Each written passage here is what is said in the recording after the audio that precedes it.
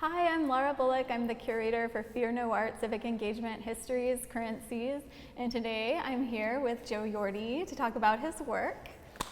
Welcome, Joe. Thank you. So Joe was born in Southwest Utah and basically grew up in San Diego. He got his MFA from UCSD in 2013, and that's where I first met him. And currently he is the founding creative director of Best Practices, which is a nonprofit gallery here in San Diego. So here we are in front of your piece Stage for Fear No Art. And so I wanted to start maybe and just kind of ask you about if you ever think about your work as performative, because stage obviously kind of makes you think of performing. And Yeah, that's a good question because I didn't think of it in that way. I'm making a direct connection to performance. I guess I maybe should have, but I think it was after I started creating this piece in particular. I just felt like the collections of figures were placed in a way in which they almost are sort of engaged in some type of performance or interaction. like a stage vignettes. Almost. Yeah. Right. In terms of performance in my work, it's not real. I definitely don't consider myself a performance artist. I think there's elements of performance that find their way into my work in this way that's more that's less deliberate. You know. I think when it comes to the idea of collecting, I feel like there's an element of performance in that because while I do make things inside my studio, so much of my work, so much of the time spent making my work involves the collection of materials and objects. Most often used materials and used objects, or digging through dumpsters and going to swap meets. Have you always worked with found materials as an artist? No, it's something that I sort of came to maybe just before graduate school, right around graduate school. I was looking at, I studied photography in college. That was sort of my way into the art world. I was taking my own pictures with my own camera and my own film and everything, but it was the onslaught of like a digital world happening in the 2000s. I finished college in 2002, started graduate school in 2009, and that's where the internet sort of exploded. So I was looking at images online. I did a couple of projects in 2008. The couches? There's the Free Couch Archive, in which I collected photographs of free couches from Craigslist. I think I amassed 50 or 60,000 photographs of free couches. I also did a project on Google Maps Street View where I photographed my neighbors using screenshot through these digital walks on Google Maps Street View. That's when Google Maps Street View was really brand new. And also taking photographs from Craigslist. Okay. Well, I did the Free Couch Archive, but I did more like formal works that involved using photographs and printing them really large from Craigslist. So I sort of got into using found imagery, and I think that led me to the found object. And I think it's strange because I've always been a collector of things since I was a kid. My dad was a collector. I'm a collector. And it took me a long time to think. Yeah. To realize that I could use it in my own work. I was aware of artists that had been doing that. You know. So. Yeah. Is there kind of something that attracts you to certain collections? Because I know, just looking at the collections in this piece, I have a relationship, my own personal relationship, like maybe a nostalgic relationship, or I know my grandparents had a photo of the Blue Boy in their home, so I definitely recognize that. It reminds me of them. And yeah, of course, I grew up playing with Barbies and Ken and Macho Men, and you have some of these represented. Is there kind of like maybe a biographical or like, something that makes you collect these objects, or is it just because they seem a little absurd, or like what is kind of the ethos behind, if there is one? Well, I would say the overarching sort of theme to the collections I have for my studio, I am a collector of other things that have nothing to do with my studio. I love pottery, but like beautiful modern pottery and modern furniture. My husband and I collect a lot of things. Right. I mean, I have an art collection this is very different than that type of collecting. Yeah. I collect these things to be used in works. But the collections for my studio have the sort of overarching theme to the collections. It's sort of absurd or pathetic in a way. They're objects that are just have so little value, honestly, that I'm picking them up at thrift stores for only a couple of dollars a piece. The collections are so close to garbage. They're just like they're on their way to the trash. You know, I felt that about the photographs that I was using from the internet as well, because they're almost as they have so little value as art objects because they're so pixelated, and they're trash photographs that are going to be used on the internet for a very fleeting moment and then disappear. That's kind of how I feel about the collections here. The Blue Boys are a little bit different there because I did actually I was collecting those from estate sales and thrift stores at first. But then as I started working on a piece with them, I would buy them on eBay, and I think people think they're worth a lot of money. I wouldn't pay more than $20 for one, but there's some people asking for $100 for one of those things. Okay, wow. And yeah, I don't know if they're selling them. Maybe they are, because I don't know who's really into Thomas Gainsborough now. Maybe. I mean, I've done a little research on Thomas Gainsborough, and I mean, the Blue Boy, out of all his works, I think is the most famous, and it does have an interesting history since its creation, like through present day.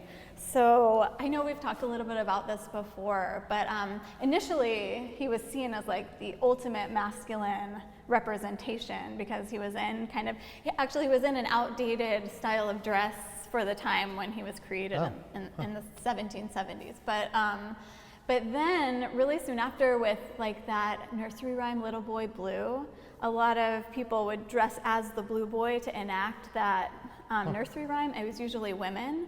And then he had another little masculine period in the US when the image came here, but then quickly it became feminized again. I know Marlene Dietrich and Shirley Temple played him in some of their movies. Why do I not know this? Yeah, and then like, so like there would be kind of parties where people would dress, you know, as the Blue Boy, and like Oscar Wilde kind of had a similar style of dress, you know, like frilly, and it kind of led to Gainsborough's actually painterly technique to be sort of analyzed as feminine, which like versus Van Dyck, which was his inspiration. It was like an homage to Van Dyck's style, which was the masculine style. And then there was basically the gay Playboy magazine called Blue Boy that came out in the 70s. I do not know about this. Yeah, it's really cool. And one of the issues featured, it all ties together. Like, you don't even know how good you are. But one of their issues features a wrestler dressed as the Blue Boy. I got to see this. Oh my God. Yeah, I love all that sort of being tied into this piece. That collection on its own, but also in its relationship to the piece, because there's a lot of sort of like queer things happening in this piece. I was first drawn to the Blue Boy figures. I had collected needle points and paint by numbers because I liked this idea. The Blue Boys are actually these figures that you would buy. I think you'd buy the bisqueware, or maybe you would actually go into a studio and cast it in a pre-made mold. And you'd fire it. But then you had the bisqueware, and that's where you, as the artist, came in, and you got to customize your own figure of the Blue Boy, and every one of them is so different. Some of them are painted with probably latex paint or acrylic paints, and then others are beautifully, I think some of them are beautifully glazed with even with a gold glaze, and some are just like, maybe some of them were painted by children. But I like this idea of, and this happens with a lot of my collections and a lot of my work, is this idea that that through objects that we collect and we put in our homes, that so many of, and maybe I do it in my own life too. I think I'm guilty of it. You surround yourself with objects that make you feel more sophisticated or more and I think that's what the Blue Boy did. You know, I think people put this, and the thing, there's the photographs, the prints that people will have. I'm not as interested in those. I'm interested in the phenomenon, but I'm interested in like the things that people had to make, the needle points and the paint by numbers, because you could make your own masterpiece and hang it in your own home. And there's a pathos to that, I think. Right. And then they're thrown away, they're given to the thrift store, because maybe not as many people remember the Blue Boy, know who the Blue Boy is anymore. When I started collecting these, I knew nothing about Thomas Gainsborough. Yeah. I still don't know very much, but I did a little bit of research. Yeah, so that's how that collection started, and I mean, sort of that's the thread that runs through all my collections. I think they're sort of pathetic objects in a weird way. Yeah. So, it makes me think, just the conversation, not your work, but it reminds me of like Mike Kelly and kind of the pathos with, the stuffed animals and everything. I think your work is, very different than that. Like, there's definitely a pathos, but I feel like you kind of, in a way, like, are rescuing these objects from that, because especially with kind of this mixture of the high and low, meanings with these minimalist shapes. So you're kind of using the high art language of minimalism. Can you speak to that a little bit? Why that? I've looked at minimalism for a long time, and I never really understood like why I was drawn to it, and I still have I have a weird relationship with it, because I think that it's at times it's hard for me to tell if some of the minimalists were charlatans, or if they were, if like, I don't know, like Frank Stella making the black stripe paintings they did in the 1950s, to me, he didn't even do them very well, you know what I mean? They're not very sharp, and there's a lot happening in those paintings, but at the same time, I know they're not charlatans, but I just feel like I have this weird relationship with it, because I think like they come there's across, a pretension. Yeah, there's a pretension, and I think that there's something about minimalism that the work is stripped to like almost nothing, and therefore that elevates it to the highest art that's I think has ever been made in the world. You know what I mean? Yeah. I mean, there was the art that was made a long, long time ago for the churches and for the kings and stuff, but I think that because the work is so esoteric, that you have to have like an education to even begin to like engage with a monochrome painting. That there's something that's so like so out of reach. That's the highest form of art in a weird way, in this sort of academic sense, and to mix it with these objects and use the minimalist form to display these collections of these sort of sad objects. And the idea of sadness too, I mean, you brought up Mike Kelly, like I think Mike Kelly's work is so dark, there's I mean, he took his own life, in the end, and I feel like I think there's a sadness to these, but there's a sadness. I think that his work was funny as well while it was sad, and maybe we were crying and laughing at the same time when we were looking at his work. I don't think you're gonna be brought to that level with this work. I think there's something. There's like an optimism to it. Right. Yeah, there's the pathos with, the other side. I mean, your work is all about these dichotomies, which I think is what makes it so exciting. And I think there's a relationship to the objects where I am attracted to them in a way, and I'm attracted to their cheapness. There's something that I don't know, that like I want to hate them, but I don't, Yeah. And they're more than just like a pristine collection where it's just kind of anonymous, things together.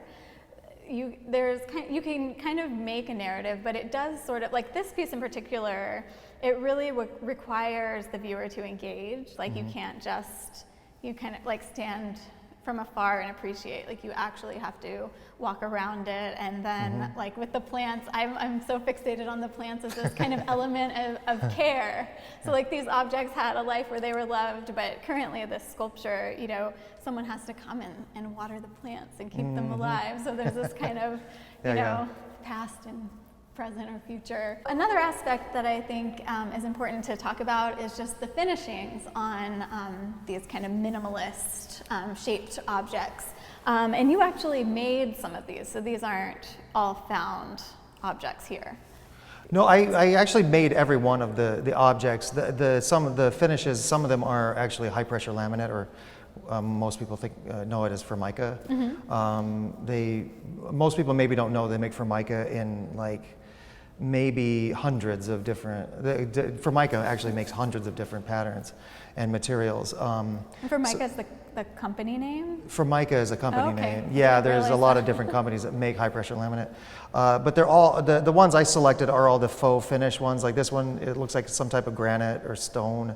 There's another one over here you can't see from the camera, but another granite one and a fake wood. I think there's another fake wood back on the other side.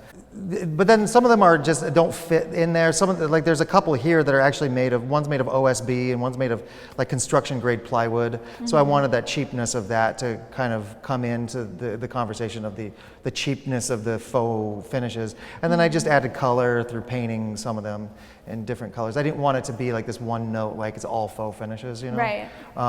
But these faux finishes in particular, I think, add to the sort of cheapness, the kitschiness of the entire work, you know? I've done lots of collage work with these faux finishes as well. So I think that they sort of fit within that same theme of kitsch and cheap, looking fancy, trying to look fancy, you know? Yeah. So I think that's a nice kind of transition just to, I don't think we've commented on maybe the relationship of each of the collections, but the ghosts, what would you call them, the muscle men? Just and in the general, blue boy? like toy, like male figures. I don't know. But they're all kind of like performing, like Yeah. all kind of pieces are performing. So like even these minimalist pieces, they're acting like something, you know, Yeah. and the wrestler, you know, is a total kind of performance, and Yeah, the blue right. boy, like with its kind of history, like you were saying, of people trying to kind of upgrade themselves socially or class-wise, and then obviously a ghost. The ghost, yeah. Yeah, these three collections, I started the collection of the toys, the male figures, after I had started this piece. I'd been collecting the ghosts and the blue boys for years. Okay. But the toys came into play as I was conceptualizing this piece. I just see those a lot at swap meets, just bins filled with toys, mostly Barbies, you know? Yeah. But then they'll have the wrestler toys. There's an overarching theme of queerness and queer bodies in this piece. I think there's something to be said about that in the finishes. And then the blue boy, you've already mentioned its connection to queer history, which I was actually less aware of, and I reacted more viscerally to it, knowing that there was this boy dressed in this very effeminate way, and posing in this more effeminate manner, this sort of dandy, like Oscar Wilde, even though Oscar Wilde was way later. Yeah. So I was drawn to that through the blue boy. My interest in the ghosts first had to do with this classic idea that sculptors would render billowing fabric in hard materials, like ancient Greco-Roman sculpture and Michelangelo, the Renaissance, carving them in marble. But these are actually all ceramic. I limit my collection to only ceramic ghosts because to make that tie to like an ancient, ceramics is a really ancient material. Yeah. And we still make things, and the technology hasn't changed that much, you know. Right. But there is the rendering of billowing fabric in a hard material, as cheap and as sort of half-assed as it is, because these are made to be sold at the drugstore. They're not high-end items. Right. And then the toys, of course, I mean, I think make a real direct connection to queerness. I think they're so sexualized. I mean, many of them are wrestlers. Some of them are, I guess, G.I. Joe, but many of them, they're obviously made to be in some state of undress, you know, because the way that their bodies are sculpted and molded. Well, the wrestlers themselves, I don't think they come with clothes. They're supposed to be wearing the Speedos and the boots, but some of the others, you know, the clothes are off and they're really muscular.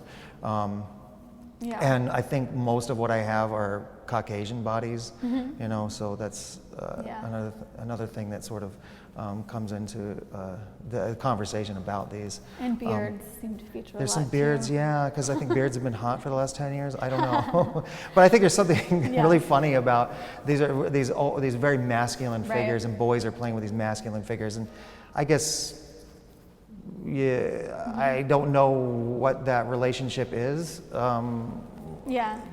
I mean, there's the idealized male figure, Right. you know, which we talk a lot about in art history and just in culture, but this idea that like one could be sexually attracted to their toys, and I think I was a little bit. Yeah, no. You know, Yeah. I think I would play with my female friends with their dolls, and they had the Ken dolls, you know, and he was good looking guy, Yeah. you know. Experimenting with the dolls. So there isn't like, I don't have like this really neat like elevator pitch to like say like Yeah. that's what this work is about. They're this sort. Yeah. I'm just mashing these things together. Yeah. I to mean, I ask think questions, you know. they all, but it really does kind of make sense together. And I think, you know, if someone's spending time, they might not create the exact same kind of meaning that we've adjusted, but I think like a meaning will, like, they'll get something. There's connections that'll be made, and I think that's kind of the beauty of your work with thanks. like, kind of leaving that open. But The other thing I should say about the ghosts, the ghosts I was also interested in terms of queer bodies. I didn't really talk about that. The ghost to me is an interesting, also sculpturally, not these ghosts here, but the ghost itself is interesting because the ghost is this figure that has to be covered up in order to become visible, Right. which I think is just this weird thing, you know. Yeah. That they're actually not concealing something by covering, they're actually revealing something by covering it. And I just feel that I was in the military for a long time during Don't Ask, Don't Tell, and I just feel like In the Navy. queer bodies, in the Navy, Yeah. and queer bodies sort of navigate the world in this way. It's not the same as when we talk about civil rights for Black people or the feminist movement. Is you can't hide your gender, you can't hide your race. You know, some people can pass, but all of us, most of us, gay men and women, can pass. You know, and Right. it's this weird relationship with the movement for equal rights for gay people Right. that I was able to pass. I think I passed in the military. I don't know. There was probably rumors, you know, but I never got in trouble. So. You wouldn't get in trouble, right? As long as you didn't I don't know. say. It was so confusing. Such a weird time. I was just very careful. Yeah, yeah. So that's where the sort of queerness happens for me with these ghosts. Yeah. So Joe, what projects do you have coming up? I'm working on a project with the La Jolla Historical Society in a group show there that will open in September next year, 2021. And where can people find out more about your practice and follow you on social media? Well, I have a website, joeyorty.com, and I post images of recent works and works in progress on my Instagram account. And then I also run Best Practice, which you mentioned, and there's lots of information about past shows there at practicebest.org. So here we are in front of Jean Swiggett's untitled piece. Joe, why is this your favorite piece in the exhibition? I don't know, it's hard to say. You started bringing me images of works from the city's collection, and I saw this one, and I was immediately drawn to it. I don't think it's hard to imagine why. It's just there's something so strange about this arrangement of figures. I did a little bit of research just on the internet about Jean Swiggett, and I wasn't able to find very much information. But there were other drawings online that were similar to this, and from what I could tell, I mean, he was married to a woman and he died married to her. I don't know what, in the 20th century, what motivates a straight man to make drawings of several naked men. That's one thing, and then just their posture and the way they're gathered, sort of looking in a half circle as if they're like standing guard over something. Right. And then they're all wearing sunglasses, which is bizarre. And they're in this sort of white space, so we can't tell if they're outdoors or indoors, but you might imagine they're outdoors because they're wearing sunglasses. But there's just so many unanswered questions. And I love that. That's what I love. My favorite work, I think, asks more questions than it answers. Yeah, it's just very strange, and I think it's drawn really well. You know? Definitely. Yeah, I mean, those are the reasons I was really drawn to it, and I think that I was thinking about this piece in relationship to this work, and I think that there's interesting relationships with the figures. Yeah, yeah. definitely. I mean, I know it's probably going to go back in storage after this exhibition. It'd be great if we could find a home where people could see it. I know. I love it too. These little guys, their hairstyles Yeah. and sunglasses. Which some of those hairstyles would come back, and the beards and everything. Yeah. I like that they're not wearing clothes, but you can tell this was made probably in the 70s just because of the hairstyles and the style of sunglasses. Yeah. Yeah, I read that he sort of started doing images like this, like in the 60s, the late 60s, like with the sexual revolution. And that's kind of when we start seeing these nude figures. But yeah, we don't really know why he wanted to focus on men. He did do some women, but mostly men. Okay, mostly men. Uh-huh. Thanks. Yeah, thank you.